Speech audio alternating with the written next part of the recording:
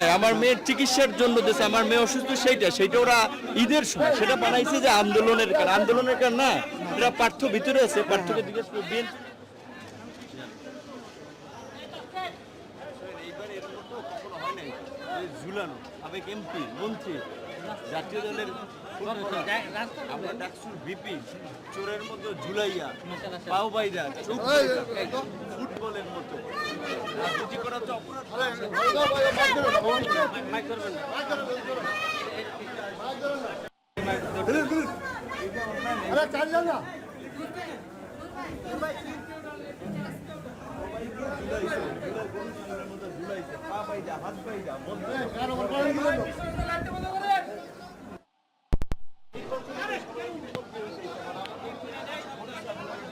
Mobile চোরের মতো ঈশ্বরের মতো ডিবি কার্যালয় পিটাইতেছে।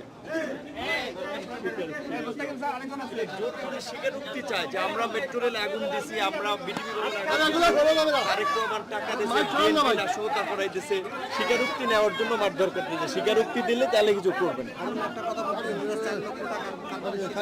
না। এটা আন্দালি প্রমাণ পাঠ্য ঈদের সময় আমার মেয়ের চিকিৎসার জন্য দেশে আমার মেয়ে অসুস্থ সেইটা ওরা ঈদের সময় সেটা বানাইছে যে আন্দোলনের কারণ না, এটা পাঠ্য ভিতরে আছে, পাঠ্যকে জিজ্ঞেস করবেন। বিএনপির কোনো নেতা না।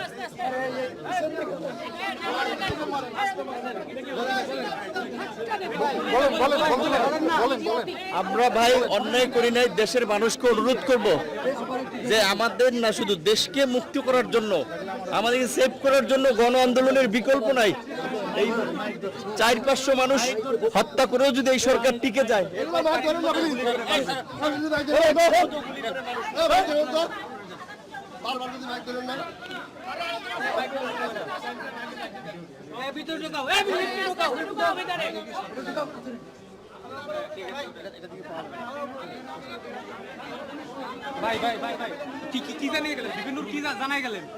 জানাই গেলেন যে প্রত্যেকটা নেতাকে তারা অস্বাভাবিক রকমের অত্যাচার করছে, তাদেরকে মারধর করছে, ঝুলায় পিটাইছে। সেই কথাই বললো যে সাবেক এমপি এবং এই যে আমিনুল ইসলাম টুকু দিয়া, জামাতের দিয়া, রিজভি দিয়ে কাউকেও সবগুলোকে উপরে ঝুলাইয়া পিটাইছে।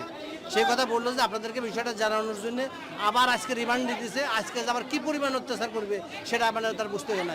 আর যে টাকা পয়সা লেনদেনের কথা কালকে ডিবি হারুন যে টাকার কথা বলছে, ভিপি নূর টাকা নিছে, এটা সঠিক না। এটা আন্দাইবুর রহমান পার্থ গত ঈদের আগে তাকে পারিবারিক একটা বিষয় তাকে এই টাকাটা দিয়েছেন।